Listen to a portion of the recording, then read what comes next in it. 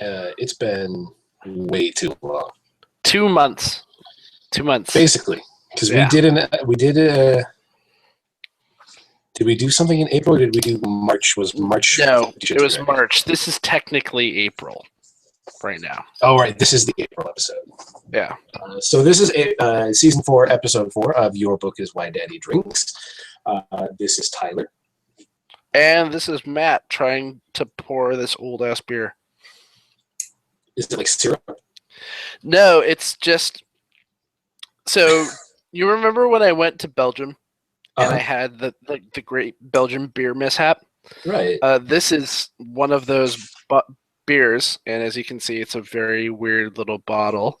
It's one of my speculative beers, and I'm hoping that this speculative beer went better than this speculative beer, which tasted like medicinal bullshit. This is what I got at Costco. It's St. Peter's Organic English Ale, and I don't know if it's the organic or what, but it tasted, or if it was just skunked or what, but it tasted medicinal and piney. And this is Hercule Stout from Belgium. It's got a little mustachioed man on the label for those people on YouTube. It's Hercule Poirot. It's like what? It's Hercule Poirot. Let's see. Agatha Christie detective. Right? It smells good. And it is good. It's lived in my refrigerator for over a year and a half now since I bought it, and it survived the horrible trip back home. So, yay! Anyway. Awesome.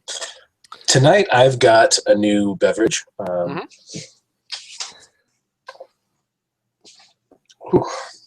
It is, oh my God, so sour.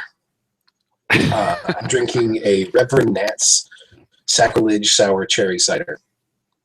And Reverend Nat's is this new brand that I just started seeing around. It's got some crazy flavors, and it's all ciders, and it's got like a ginger pear, I think. There's a couple, but they're very dry ciders, which normally I don't like. I like my ciders crazy sweet. But this is, it's really tasty and super sour. Like sucking on a lemon sour. Okay. But it's tasty, and I haven't been drinking a lot lately, so that's because the gym thing, right? Yeah. Oh God! Except I've been such a slack ass the last couple of weeks because I got sick. Dude, last Sunday I got sick. So last Sunday was actually the last time I was at the gym. Convolution is gonna fuck you up.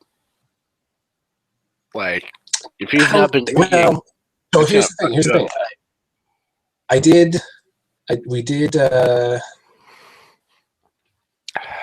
Was it OrCon? Was that the convention? It was one of the Strategicon conventions, one in February. And you saw how much I drank on that panel. Yeah, that you drank a shit ton. But I got up the next morning and worked out just fine, no problems. That's true. I did not have any kind of issue with that. I will give you credit. I'm guessing you did do that, which I was surprised. I'm guessing it was from the concert and the Nick stuff. Yeah, it was like I had got drunk and had medicine. Well, I mean, and there was that silvery bullshit that you drink too, which I have no idea. I'm sure that took a couple years off your life. Anyway, so technically our April book, and I apologize, listening audience, because life's been a little bit tumultuous for the both of us. Tyler was sick. In March, I got laid off in the same week that I bought a house and a car. I have amazing timing. So my life has been a little bit crazy as I look for work and pack a house and deal with all that type of stuff. So and that will soon be over because we're moving on Friday this week. So it's going to be crazy. By the time you listen to this, it might have already happened, and then you're listening in the past. So this month, technically, April's book is Clovenhoof by Heide, Goody, and Iain Grant. And Tyler, you found this book explain where and how you discover this jewel of shit. So, start of this year, I'm on Goodreads. That's the Mhm. site. I'm on Goodreads a lot, and Goodreads has a reading challenge every year. Friend and listener, other Tyler, is participating in it with the goal of 64 books this year. I've set mine at a more reasonable 50. Mm-hmm. And my wife's cousin set hers for 6. 6. Yeah, her goal is 6. That's funny, but so I'm like desperately trying to get books to read, like that are super free. So I subscribe to BookBub, which I've talked about before on the show. They send me daily deals on ebooks, which I've found some really great books and some really awful books through that are free to $1. Mm-hmm. Clovenhoof was one that I got for free. And I read the description, and the description immediately jumped out at me because it sounded a lot like Good Omens. You know, here's these 2 British authors who are writing about the devil on Earth, and it's supposed to be tongue-in-cheek humor. And I started reading it, and I got literally a third. I put the book down at 33% because I just could not fucking take it. Mm-hmm. And I set my Kindle down, and I said, someday when we don't have a book for a month, I'm going to be like, I got it. Fuck this book. And we did. Now I have to say, I regret not finishing it sooner. Okay. But we'll talk about that later. So we'll get to that. I found this book for free on BookBub. If you're not on BookBub and you read a lot, get it. It is a fucking literary adventure. It is. It is very hit or miss. I think I'm about 50-50 for hits and misses on it. So I'd say 50-50 is generous. I'm at like 7 good books or 7 crap books for every 3 good. Oh well. But the 3 that are good are generally really good. Well, I'm generally like pretty skeptical of BookBub books, especially when they're like 50,000 5+ star rating. I'm like, but how do you have 50,000 5-star? You're bullshit. Anyway, Clovenhoof, Heide, Goody, and Iain Grant. It's the story of the devil, basically Satan himself, horns, hooved feet, red in color and complexion, basically gets managed out of hell a la a stereotypical 1990s HR sort of performance evaluation. It seems that he's not able to, hell is not keeping up to its standards. It's overcrowded, and the crowding is basically causing people to not be satisfied with the level of torment that they are experiencing. And so Satan is basically forcibly, he is banished to Earth, he is stripped of all of his power, and he is basically set up with a quote-unquote generous retirement package by the power that be, which seem to be the Archangel Michael, Raphael, and a council of saints in heaven. He is basically set up in a flat in an apartment building next to his neighbor Ben Kitchen and his upstairs neighbor Nereus, who are the other main characters that he interacts with mostly while on Earth. And then throughout the book, he goes on wacky adventures. He becomes a rock musician, and as he's getting very popular with that, in one show, basically Michael comes over and just kind of shits on it and causes him to end up in jail. He tries to get jobs and fails. He tries to get money and fails. Where he gets money by basically stealing it from criminals who then track him down, and by sheer chance he manages to get out of it with the police basically finding him at the same time that the robbers do. So much done. Yeah. He becomes a mortician's aide, and then when his neighbor Ben gets put in the pokey for murdering the former occupant of Jeremy Clovenhoof's apartment. He takes over Ben's bookstore. And it's just there is almost like these very loosely tied, almost vignettes. Like, and it's another thing that they don't tie it all together with an actual plot until the very end. yeah, like you kind of find out that like this character and this character that are introduced in these other scenes that have no running connection with other stuff kind of come up later on and then are tied into the plot. This meta plot that's not really gone over, it's just kind of hinted at. And basically the plot of the book is that God left about 300 years ago. He fucked off to wherever the Almighty has decided to go. Maybe he's in another dimension or working on another planet. You know, he can't drown this one again because he promised not to. So maybe he's just started over on Alpha Centauri and he's creating some other race that he likes better. Anyway, he's gone. And so because he is gone and the population of the world is surging, that means basically that heaven, which is defined, the boundaries of heaven, the physical limitations and limits and size of heaven have been defined in the Bible, is becoming overcrowded with souls getting into heaven. Hell, because hell is not defined other than in a physical limitation sense, is more malleable. The size of hell can change and shift, and it can grow without, as is described in the book, a holy contradiction, basically, that God can contradict the Bible because he is God and he is basically right. His own contradiction because he created himself. But nobody else can because as it is on earth, so shall it be in heaven. Yes. So because we wrote a Bible that said heaven is a cube 1,500 miles to a side, I think is what they said. Yeah, something like that. That's the amount of space they can work with. Yeah. And it's starting to get too crowded. So St. Peter and Michael and St. Paul and some dickhead named Herbert, who is like St. Peter's secretary, basically. And also the guy who Ben killed because he was accidentally killed. He was an obsessive. Well, accidentally. I mean, I think he was telling himself it was accidental, but you know, he did cut the dude's throat. But anyway, he's a super obsessive compulsive asshole, douchebag.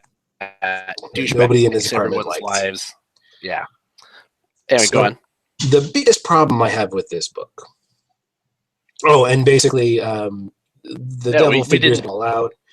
Well, we didn't actually. You forgot to actually describe what they were doing. So Michael, Peter, Paul, and Francis, or Herbert, excuse me, basically come up with this plan where they are going to use all of the nitpicky bullshit in like Leviticus to start weeding more and more people out. Like, so people who would normally get into heaven because, you know, they did the thing that the New Testament said and they, you know, were relatively good people, but because the Bible basically said if you like shellfish, you're fucked, you know, they basically would find those little tiny things and basically then kick you to hell, even though, or you'd end up in limbo in like a shanty town outside the gates of heaven, because you're not good enough to get into heaven, but you're not bad enough for hell either. So you're just stuck in limbo. And basically they're doing that. That's this whole initiative to keep heaven holy. And so like they're being super restrictive on who gets in, and they're also being like kind of fascist about like people inside heaven. Like you have to carry your papers with you, and like the KHH squads can ask you for your papers at any time. And they're doing this because they want heaven to be holy, and they want heaven to be the reward that everybody is supposed to have, or that the righteous are supposed to have. And if you're like standing shoulder to shoulder, like you're on a Japanese subway, that's not your idea of like a fun heaven. So that's why they're doing this, and they can't get God to help out because God's gone. And so basically, they manage Satan out via his performance review process to take over hell, so that they could then start putting those people in limbo into hell, because hell can just expand and grow and accommodate the flood of people, both those people ejected from heaven and those people not getting into heaven because of the nitpicky bullshit. Jeremy gets clued in on this because Michael is tired of his shenanigans on Earth and basically tries to convince him that he was human. Like his gaslighting him. Yeah, his existence as the devil is just a story in his head, and that he Tyler put it exactly correctly. He gaslights him, and he finds out because he notices that these two old women basically have been following him around since he got to Earth. Like they've been everywhere. They've seen every major event, and he basically murders them both and exposes them as angels. My absolute favorite thing in the book actually is that scene in how he reveals them as angels. Which was? He shouts to one of them, "Hey, you know those pants are a cotton wool blend, right?" And that there's a thing in one line in, was it Leviticus that was in? Yeah, where you can't wear a fabric made of two different, like of wool and of linen. So the angel tears off their clothes, reveals themselves to be angels, and then he just straight up murders them. Yep. And he basically gets super pissed off, and I can't remember how they find out about the keep heaven holy thing. I think he finds out from when he's interrogating one of the angels. But basically, he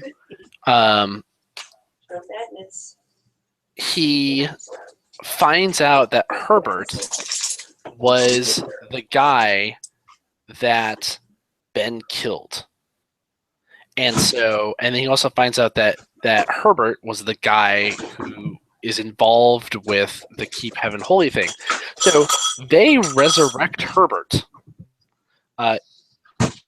coincidentally at the same time that Ben is going before the magistrate for murder, and because Herbert gets resurrected, there's no corpse, and Herbert shows up. I think Herbert even shows up at court, and they're like, he shows up in the court to make sure Ben goes to jail for murdering him.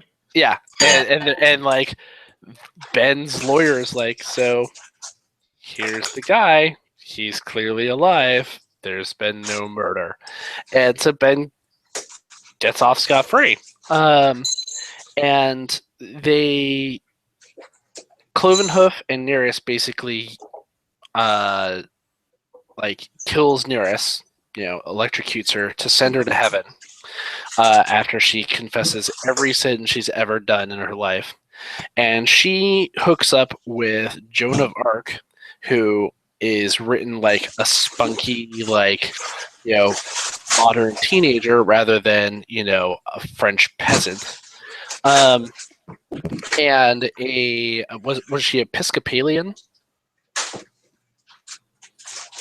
Tyler, the woman, Evelyn. Yes. Evelyn, was she Episcopalian? She was like a church official, and who died in the book. And so Nereus hooks up with Joan of Arc and Evelyn, and they steal basically the keys of heaven from St. Peter. Use it to open a portal to Earth, so Satan can basically come into heaven, which gives him back his powers, and he just starts wrecking shop. And they manage to make it to the throne room of heaven, where they find out that basically the whole story regarding God being gone, and the fact that Paul is the wants to take over. He wants to become God. I thought it was Peter. I thought it was Paul. But One of those dudes with a P One name. of those, yeah, they're both So dicks. Satan realizes, oh, I should just say, he's like in the throne room looking at this empty throne, and the saint who is attempting to take over is like, you know what? I'm just going to have to take over for him, and sits down in the chair and basically starts to become God. And the Clovenhoof, the devil, Satan, says, no, he isn't gone. He's just testing you. And I know how to get him back by doing anything that would piss him off more than anything else. So the devil puts his hand on God's throne. And then God just fucking nukes the dude on the throne. Yeah, he just shows up and straight murders because the guy. He was, in fact, testing everybody. And they even, Clovenhoof actually says it a few times. When they say God's gone, he goes, but God's everywhere. Yeah. So anyway, it's revealed that, Michael didn't so much beat Satan as God, cheated and, distracted Satan and let Michael win. And so the end of the book, basically, is that God expands heaven and throws open the gates so that the people outside can come in. Whatever saint got utterly annihilated. Jeremy is sent back to Earth to be Jeremy Clovenhoof. The saint who took over the throne became the new ruler of hell. Yeah. He was cast down for attempting to take over. Yeah, and because it's and one of the devils is like, hey, it's better to rule in hell, than serve in heaven. And Michael basically gets Jeremy's punishment. He's stripped of all his angelic power. He becomes mortal. It is basically he's set up as Jeremy's neighbor as a final act of punishment. He moves into one of the apartments in the house they all live in. That another of the neighbors who saw the dude who'd been murdered walking around, and she was like, okay, fuck this, I'm out, freeing up a space for Michael. Yeah. And that's basically the end of the book. Yeah. The problem I had with this book, the biggest problem, the thing that made me put it down, was for the first, I'm going to say 60-70% of the book, the devil's a fucking idiot. Yeah.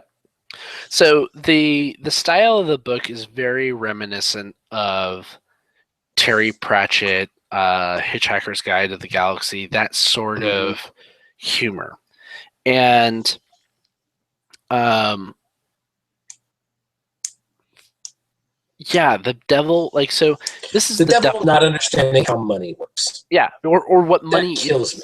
Right? Or what money is, right? I have these green papers in my wallet. Is this what you want for you to... he goes to see a fortune teller. No, it's not even that. It's the fact that he uses his first wallet full. Money. Yeah, he uses his first wallet full of pound notes to basically make a hobo fire, right? That's the thing. It's like this thing, which is the root, quote unquote, root of all evil. The devil doesn't know anything about that, but I mean, also, the devil's a dick, and he doesn't understand people. He doesn't understand their motivations or why they would do things. And you have to figure that this is a guy who has two jobs, right? He is the tempter. He's the guy who's trying to get you to stray from the path of righteousness. And then he's your tormentor. And in both of those things, you'd think that the devil would have to make a study of human beings to understand them, so that one, he would know their motivations and be able to better tempt them, right? Because it's not like you could just be like, hey, do you go up to like a preacher and be like, hey, do you want to go snort this mountain of coke? And he'll be like, fuck no, get away from me, Satan. Like, the devil would need to start small and work on a person, and you can only do that to do the small little things that get some person to stray by knowing them. And for And you don't torment, really see any of that until close to the end when he gets the job at the school, and then when he starts working as the mortician's assistant. yeah, and You like don't see him manipulating people until then. and also though, it's like they do, of course, this like one of the things that is going on is, of course, because it's taking from like 90s HR bullshit, like Satan institutes like basically peer review. And he's sitting in on watching a peer review that's going on of two This was actually an demons. entertaining scene. No, well, sure, yes, no. Where basically one demon is getting scolded because he's got low marks for torment, because and he says his excuse is, well, you've assigned me to the masochists, so everything I do, they just like, and it's not torment for them. And like for me, one, that's not how masochism works, right? Like masochists aren't Bill Murray in Little Shop of Horrors, right? Like, they do enjoy pain, but I mean, if you walk up to a masochist on the street and just like, especially a guy, and you just drill him straight in the nuts, they are not going to enjoy that. Even if like their thing is getting kicked in the nuts, they have to have a context. Like usually it's they like getting kicked in the nuts by a certain person or in a particular setting or by a woman wearing high heels or something like that. There is some context that puts them in the headspace to enjoy that pain. And so you don't have people who are just like, I stubbed my toe and now I'm having an orgasm, or I go to the dentist and have teeth pulled without anesthesia because it makes me hot. That those people. What if that's his specific situation though? I mean, we don't see Bill Murray in his everyday life. That could be Oh Jesus! the exact situation he needs. I'm just devil's advocate here. Devil's advocate, very funny. Is this how you say hello where you come from? But it kind of just felt a little like an easy gag, like a cheap. It was cheap. It was a cheap Absolutely. joke, and so many of the jokes in this felt super cheap. Like, and it just and I think this is probably one of the worst written devils I have ever had to read, and that really negatively impacted things for me. There were some legitimately funny jokes, I thought, but like, at one point, like, Satan is working as the mortician's assistant. He has a woman he is attempting to have a relationship with, and so he is recognized at this point that relationships have intrinsic positive value, and he does value them. Like he sees Ben and Neris as friends. He does identify this other woman as somebody he wants to have a relationship, though he has no idea of what that relationship is supposed to actually look like. And he decides that he wants to impress his friends by making them all dinner. And he tries to do a very good job of it and makes a bunch of stuff. And then he gets to the basically he makes blood sausage, and he reveals that he made blood sausage out of the blood from one of the corpses at work, and basically he fed human remain to his party guests, which of course results in the projectile vomiting and outrage that you think would understandably happen in that situation. And it's just another thing like that where it's like, really, eating the flesh of people is a pretty big sin, and you wouldn't know that that's not something that you're not supposed to do. Why? Like, why is that a mystery? Like, why would you do that? Like, you should know. These are things that the devil should know, and it just felt like they dumbed him down in an unrealistic fashion. Right. And I just couldn't get over that. And even in the case that the defense could be made that well, he's the devil and he's trying to get people to sin, that's way heavy-handed, and not at all what. Look, Well, I was about to say not at all what the real devil would do. well, No, so, that's not what I mean. Um, heavy-handed describes this book fairly well. yeah, but I have to say, for a free book, it got very entertaining for me at the end when things actually were like a cohesive storyline. Yes, and I mean, at the end, I will give Clovenhoof this.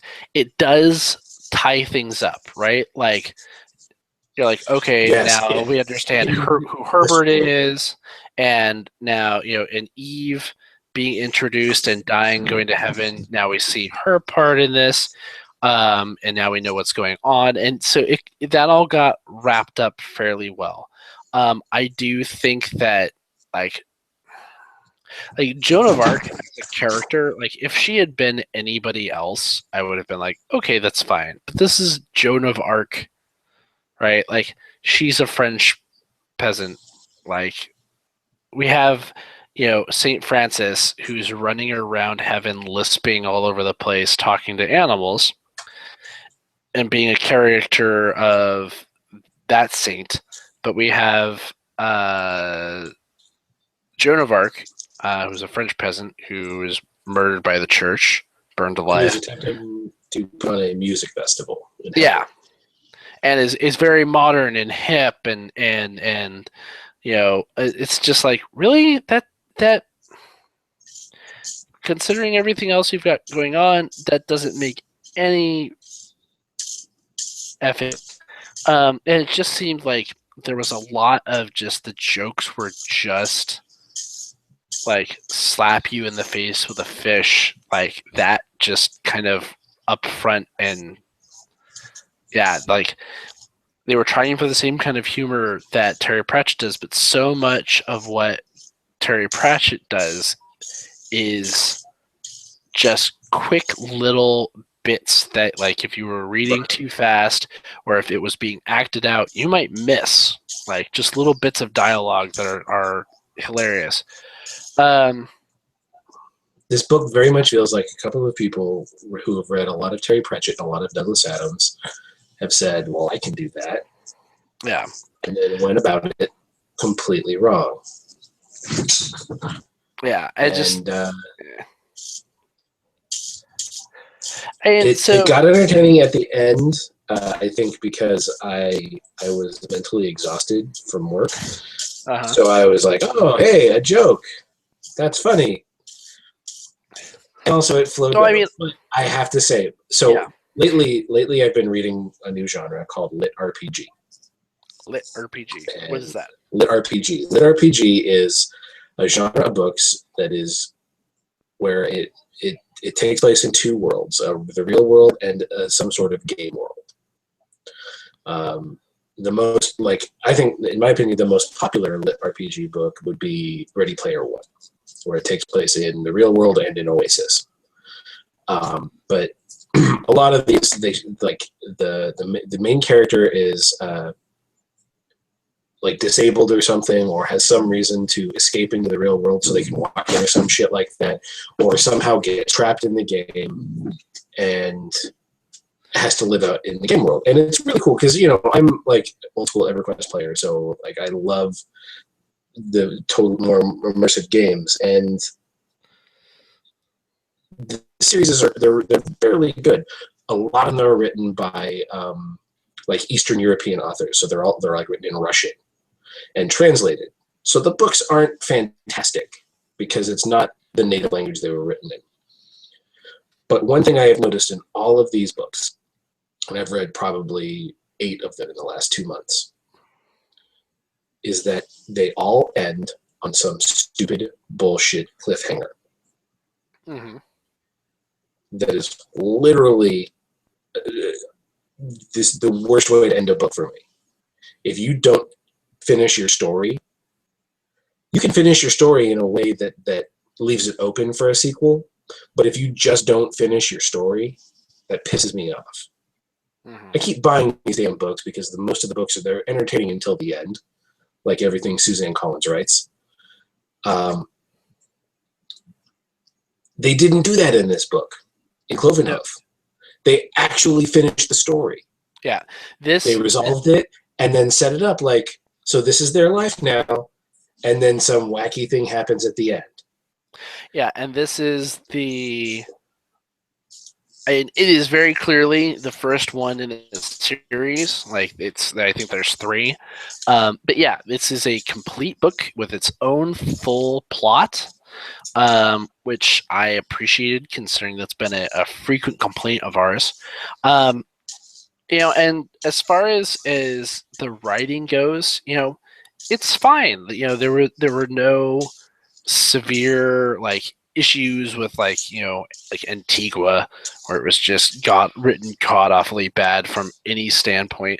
I mean, it's just that I think what it boils down to is that they were trying too hard, as far as the humor and story of the book goes. I think that they could have done better if they had just relaxed a little. I think.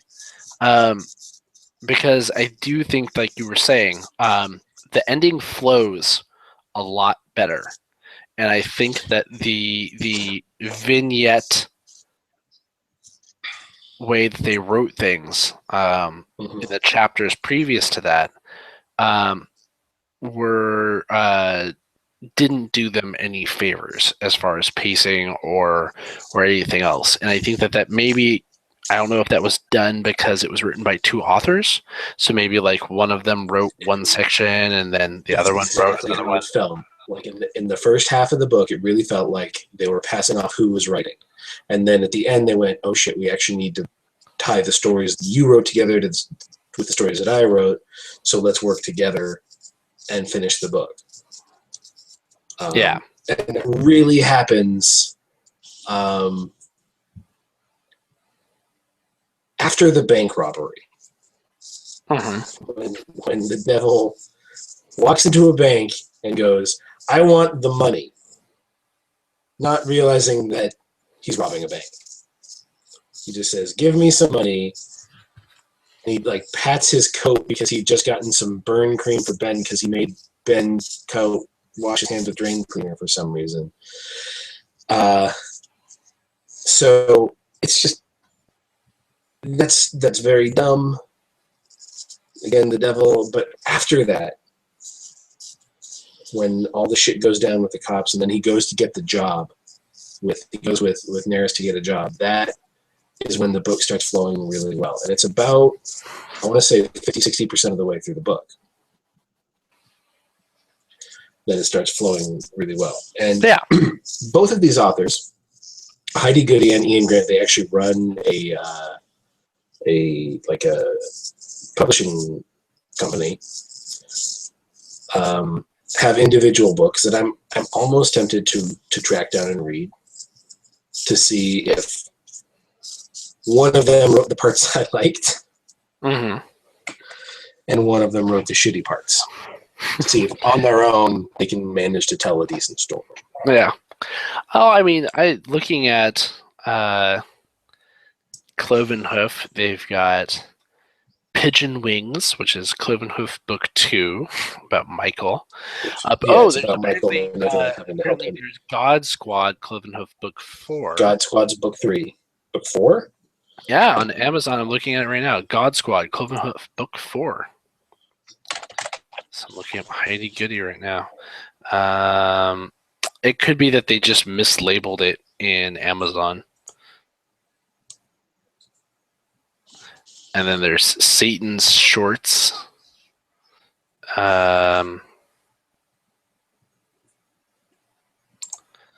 Which apparently is a bunch of short stories featuring Clovenhoof. Yeah, I saw that there were a couple of books that were short stories. I saw that on Goodreads when I was looking up. When I was adding all the books I'd just read because I was way behind on my challenge. I'm still like 6 books behind on my timeline. Yeah. So anyway, that's all that I've got to say about Clovenhoof. I mean, it wasn't a very long book. It wasn't a terrible book. It wasn't particularly good either. It kind of felt like one of those comedies you go see in the movie theater where they're just trying too hard for the gags, and occasionally they might, by no fault of their own, make an actual honest, clever joke. Oh my God, this is the literary version of an Adam Sandler movie. That's exactly what I was thinking of. But yeah, that's Clovenhoof. That is book 4, or at least this is episode 4 for the year. I don't know. Do you have anything else you want to add? About Clovenhoof? No. Okay. Not even a little bit. So we have some stuff coming up. We're going to definitely do a book for May. What that is yet, I don't know. We need to find one. And of course, Kestrel, ever helpful Kestrel, has swooped in out of the shadows and has said, I have a piece of shit for you guys. And considering his suggestions over the years, I am genuinely spectacularly awful. Like there is no, well, maybe this thing is good. No, his books are his suggestions are shit. He's given us he gave us Org's Odyssey. He was the one who threw that at us. What else did we get? Was he the Kobolds Wizards Dole of Enlightenment? I think that might have been Kestrel as well. Yeah, I want to say it was. So, yeah, Kestrel's been responsible for a number of different shitty things. So I might take him up on that. The amount of material we got at Org's Odyssey was so worth it, and whatever Kestrel's got for us right now, because the post said it's a book and a set of CDs of music composed by the author for the books, something like that. Like, that's just, it comes with its own mood music. There's a certain level of delusion that I think somebody has to have to go, well, you know what I can do? It's a shitty gimmick, right? It's like the one book we read that also featured like delightful recipes or something. Like, which one was? We didn't actually read that book. Okay. We didn't actually read that. That was one that we were going to read because my coworker had it, and then I read the reviews on the book, and it's apparently actually a really good book series. Okay. But yeah, I mean, it's just a gimmick, right? Like that's all it is. But Kestrel has come through for us with some truly terrible shit. So I think we should. I think we should keep that in reserve for July. Okay. After I move. Okay. So we can be in the same room listening to that music together. We should do that. We should be recording while the music plays. I think that would be fantastic. So we should live tweet our reaction to it. Just as we're talking. So that's some news. Actually, I don't know that we've talked about this yet. At the end of June, start of July, my wife and I are moving from Southern California down in Los Angeles, where we live now, back up to Northern California. Yay! She's waiting to hear on a job right now in San Jose with the school up there. And my family lives up there. Matt lives up there. Dan, Ed, and Kendra all live up there. Tim, who's been on the show, lives up there. Everybody lives up there. So I'm technically going home because that's where I'm from. We're all from that area, and Kate is going to be closer to her best friend and her best friend. Yeah. So that's exciting, and that's why June might be like a fluff podcast where we read a good book, because I don't know how much capacity I'm going to have for reading a shitty book while packing and moving and doing all of that. Yeah. So there's that. And in July, if we get this package from Kestrel, we can.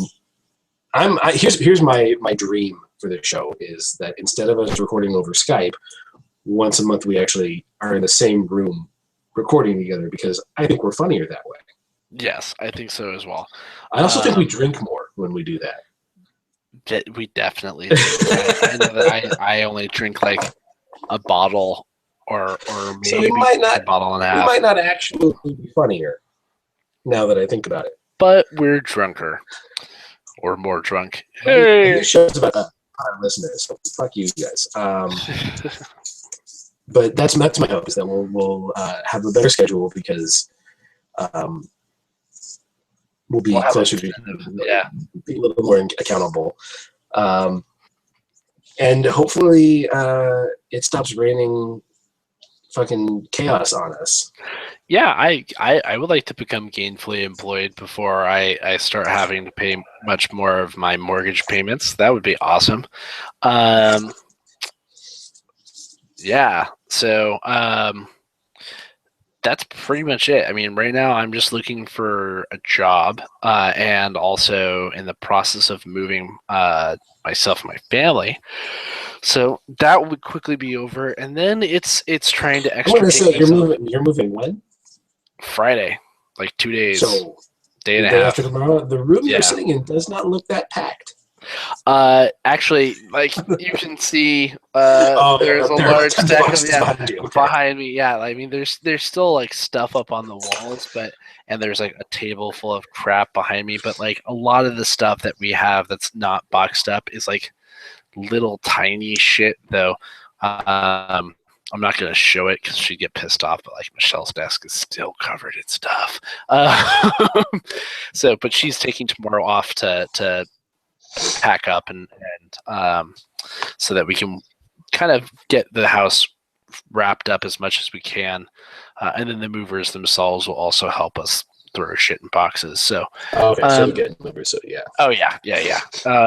And then over the course of the weekend, we've got a couple rounds of friends who are going to come over and help us unpack and build stuff and put things in where it should be. So that'll be awesome. But yeah, I think that's it for me for tonight. What about for you? Is that it? That's all I have tonight. There was another thing that I can't remember now.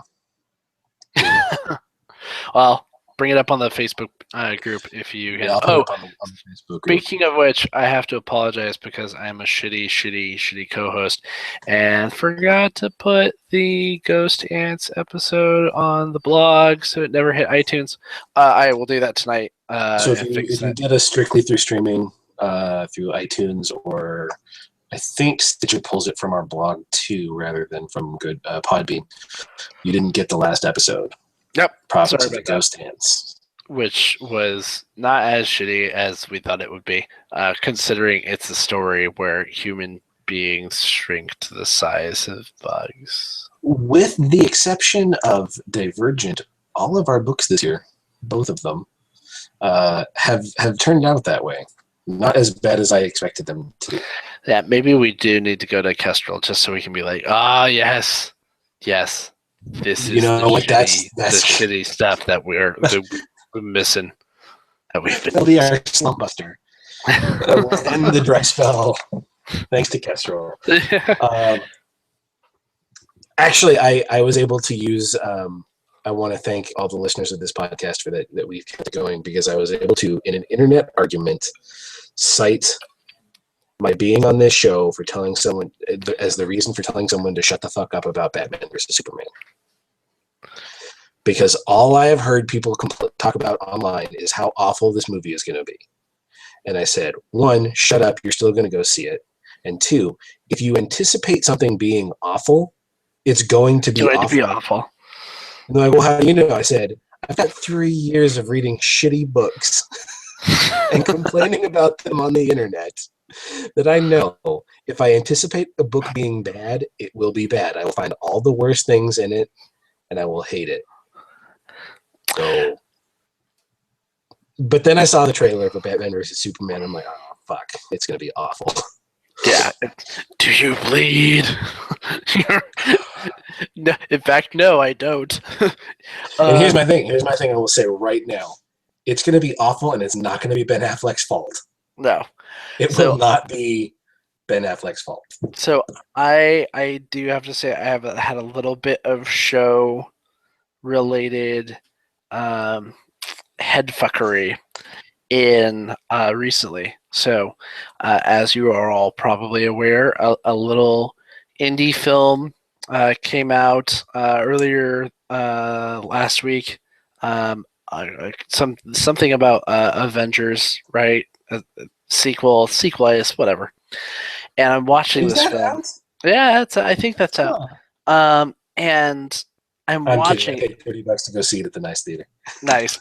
So I'm watching it, right, and I'm spoilers if you haven't seen it yet.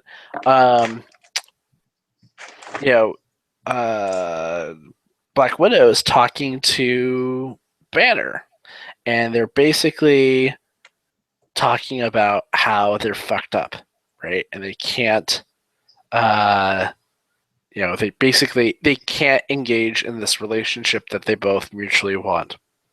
And at one point, Natasha, Black Widow, refers to the place where she got her assassination training as the Red Room, which is legit from canon from the books. And all I could think of in that moment was fucking Natasha Steele and the Red Room of Pain from 50 Shades of Grey, and I'm like, oh god damn it, fucking get out of my head. And then like, I'm like, so is Hawkeye Christian Grey? I'm like, stop it. So yeah, that was a little bit of annoyance on the fact of 50 Shades of Grey interfering and making me enjoy my Avengers 2 less. I loved the shit out of that movie. It was okay. All the complaints people have online about it, I loved the ever-loving crap out of it. It was so I didn't like it as much as the first, which is not to say that I didn't like it. I thought the first one had a bit of heart that was missing from this one. I think that this one was... Heart's name is Agent fucking Coulson.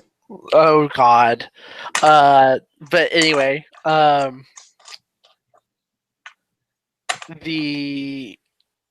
this one like was definitely in a lot of ways much more comic booky, right? Like there were a lot more in the moment quips. There were a lot more. The action scenes were a lot more like the whole introductory fight scene where they're fighting Hydra. Definitely all of that felt very, very comic booky, which makes sense because one of the things that Josh said was that all of they did a lot of combo moves. Little team up moves, and also like one of the things that Whedon said about the MCU was that the individual standalone films were going to be more genre, right? They were like, Thor is fantasy and Guardians of the Galaxy is sci-fi, and Winter Soldier was political thriller, but he's like the Avengers movies are going to be comic book films, and I do think that was definitely the case. I did like the fact that they basically gave everyone their own little bits of humanity, right? Like I think that was one of the things I enjoyed about Guardians of the Galaxy, because everybody got a chance, every character in that got a chance to be a person with their own motivations and got to be vulnerable at times. I thought that was great, and the same thing happened with this movie.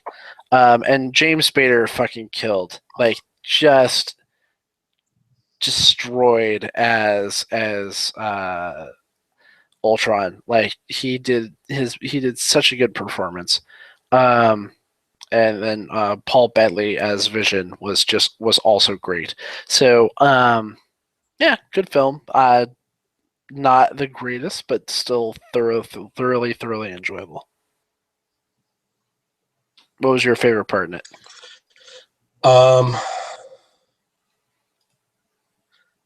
Spader fucking killed it. Like, his delivery as Ultron, I thought was fantastic. Yeah.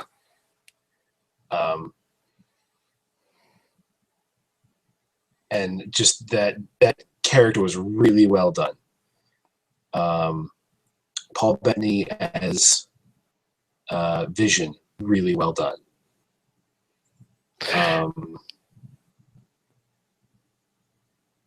Yeah, I think the two Quicksilver and Scarlet Witch,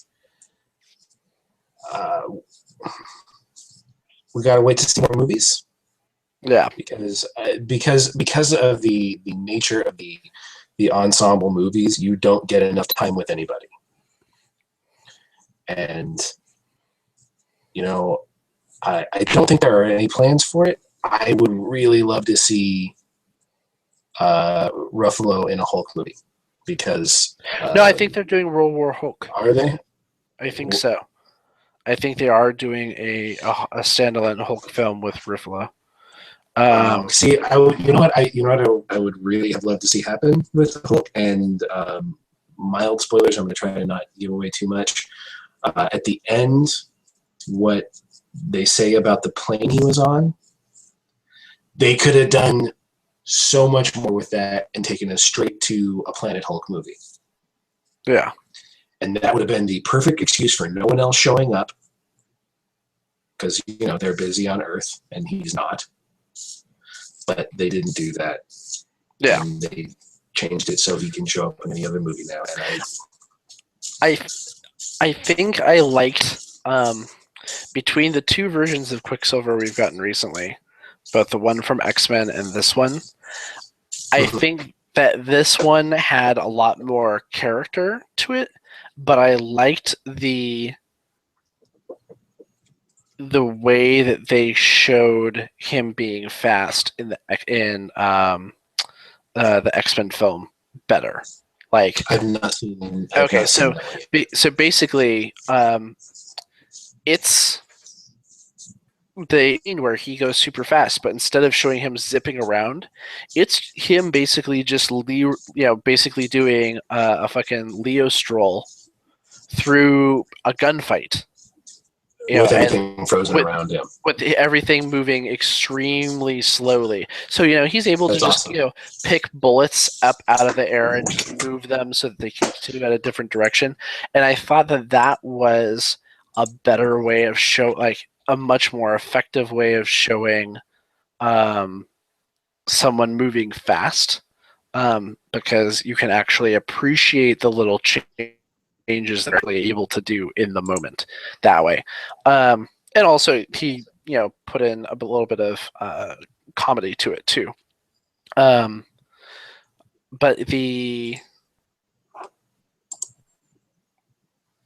I think that the two best scenes, honestly, that I enjoyed the most was Ultron's first reveal when he's talking to all of the Avengers. I think that was really was probably one of the best ones. And then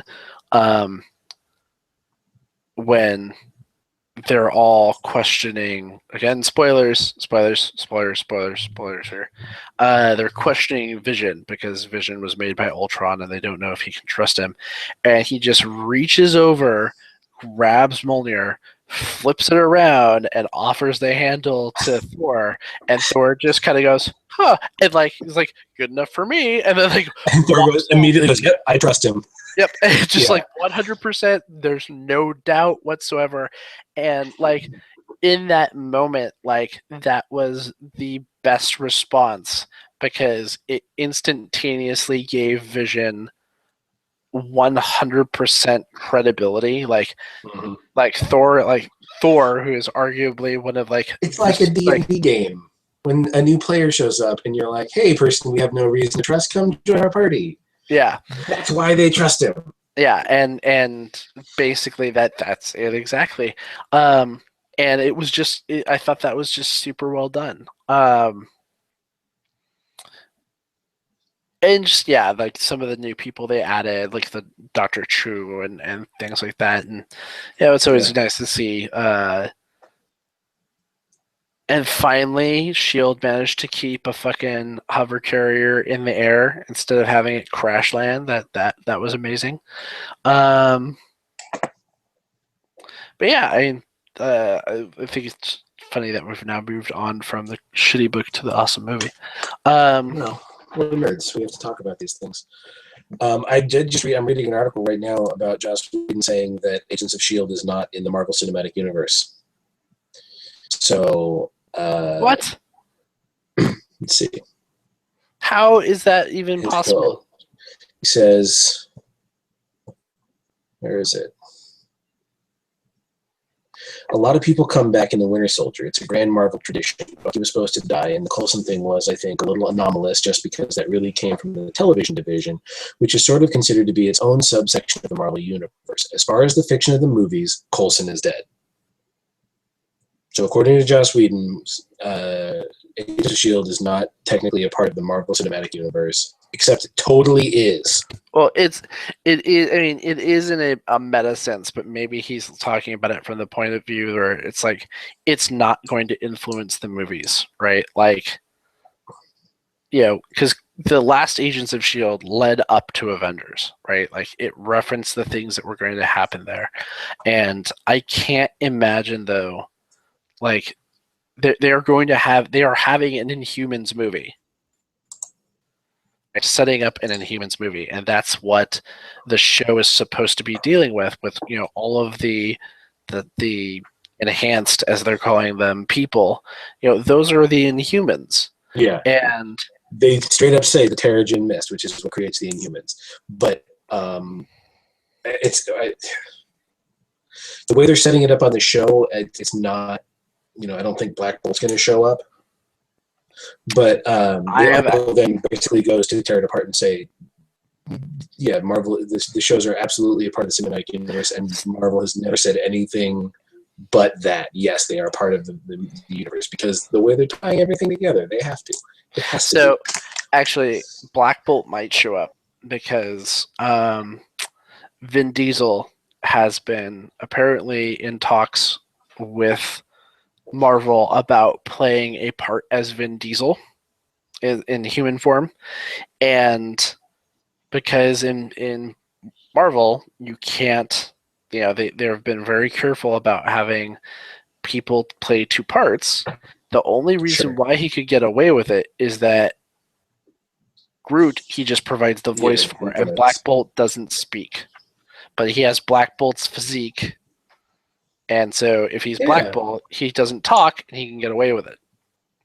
So I'm down for that Marvel movies. Yeah, that's the current theory regarding him talking, since he didn't end up being the Vision like he had been hinting at. So but yeah, anyway, we're a little bit over an hour now. So yeah, just about.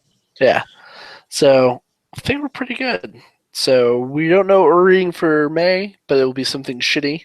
We'll find something in the next 7 days. Yeah, somebody actually, let's see. Somebody posted a story because I asked for suggestions. And there was a suggestion for, let's see, Storm Siren. It's a trilogy, so I have a feeling that it's going to end up being the thing we usually bitch about, which is that it's not actually a full story. It's just the first chunk of a story, and it's written poorly for that reason. But Storm Siren by my friend Ray, maybe we should read that, because it does look, based off of the cover, pretty terrible. Let's see, what's the book blurb? Let's see. If I could get it to load. Great up. Great. It's GR space 8, the number 8 space up Nim Nim. A slave and unlikely heroine is plagued by guilt for the innocents killed by her superpower, dangerous weather spawned by her out of control anger, along with flesh-eating horses and the shape-shifting wolf wizard Dreywolf. Okay, we're reading this. It's a shape-shifting wolf wizard named Dreywolf. We're reading this. Oh, no. Yeah, Right. yeah. It's on. It's on. You can get it on Kindle for $10. Holy You mean you don't want to read the suggestion from Ray Gibbs, "Pounded in the Butt" by My Own Butt?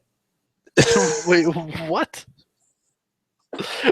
Where is that? Let's see. Cat review posted. Not sure the parameters, but friends found this book that claims to be first time gay paranormal taboo. Still with me? Okay, then here's the title: "Pounded by the Biker Rainbow Come to Life" by Max Wood. I found it. There's apparently a whole line of these books on Amazon. My girlfriend's cracking up having discovered them and decided to share them with me. And then he links them and he says, "This is my favorite title, Pounded in the Butt by My Own Butt." God damn it. No, we won't read those books because those books are, they're not legitimate attempts at literature. They are what's called bizarro, which is an attempt to make a shocking, offensive book that is bad, so that when someone criticizes it, you can go, "Oh yeah, that was the whole point." Well, it's also like, it's also written purely for shock value, right? Like, I would be very, very incredulous if the people who were writing Velociraptor porn, right, were actually like, no, I meant this to be an honest and genuine literary venture where I was trying to detail the struggle of the underrepresented by having this raptor bone a lady. Like that's what I was trying. I would be I'd be like, no, you were just trying to write a shocking sort of sexy book where raptors rape women, because that's apparently a thing now. So that's what these books are, is that they're just written there to be titillating and shocking, to get people to buy it. And also it's to get people to buy it because it's like, really, you're like on a dare, right? I bet you won't read the book about a centaur fucking a whole herd of ladies, or I bet you won't read a book about a dude whose butt fucks him. Like, just, yeah. So anyway, I think that we should read the Storm Siren, because that seems right up our bailiwick. God damn it. Named Dreywolf with a U. All right, we'll do this thing. Storm Siren. That's gonna be it. All right, we're dead. All right, cool. So that's it for. So sorry we've been gone so long. We'll try not to do this again. Yeah, though, in reality, no promises, because life likes to throw us curveballs. All right, so this has been Season 4, Episode 4, Clovenhoof by Heide, Goody, and Iain Grant. I am Matt. This is Tyler. And good night.